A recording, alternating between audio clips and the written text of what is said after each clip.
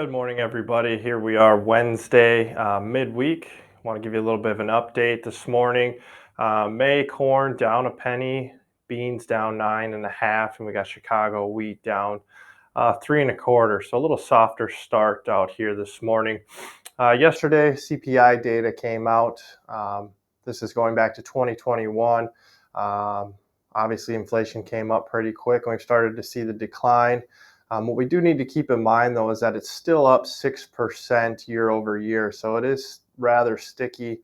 And as we roll over here, this chart is comparing the CPI data to the Fed funds rate, which our current reading on inflation 6%, and you've got the funds rate at 4.5.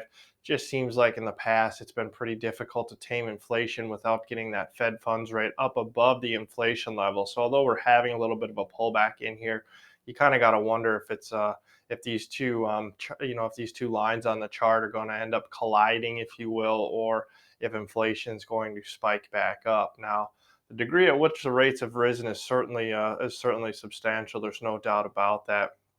The other thing that we wanted to look at too was, again, that same CPI number here in orange against the current inflation numbers, which is 3.6 in the blue. And then, again, you can see how hard it is to get inflation under control when you have such a low unemployment rate. So something that we're just going to keep an eye on going forward. Mortgage rates have been extremely volatile. I know my realtor yesterday texted me and said that rates were coming down.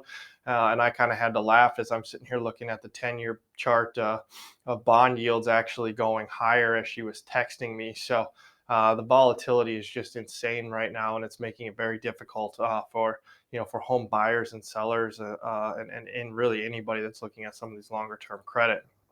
The other thing we like to do here on Wednesdays, give you a global picture. Here's the export prices. U.S. corn still pretty competitive. We like that. We had a nice big sale to China yesterday, 24 million bushels. And to put that into context, our average shipments every week has been around 29 million, with our average sales roughly around 40 to 50. So 24 million bushels off to China is a good chunk of corn. Nonetheless, we still are running behind overall when you look at the trend, but certainly helpful at adding some support here to corn at these levels.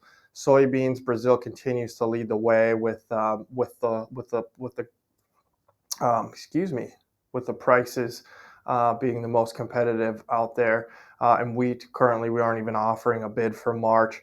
Russia and Ukraine, the Black Sea is really kind of taking control of that market, and that 293 prices for March, April. So they're still competitive against April here in the U.S. Again, we appreciate everybody tuning in. It's certainly been a volatile week, and we'll give you another update here on Friday. We've got St. Patrick's Day coming up, and feel free, again, leave a comment below. Please like and subscribe. Let us know that you're enjoying these videos. We enjoy creating them for you. And we hope that you have a great day and are able to continue to get a little bit better each and every week.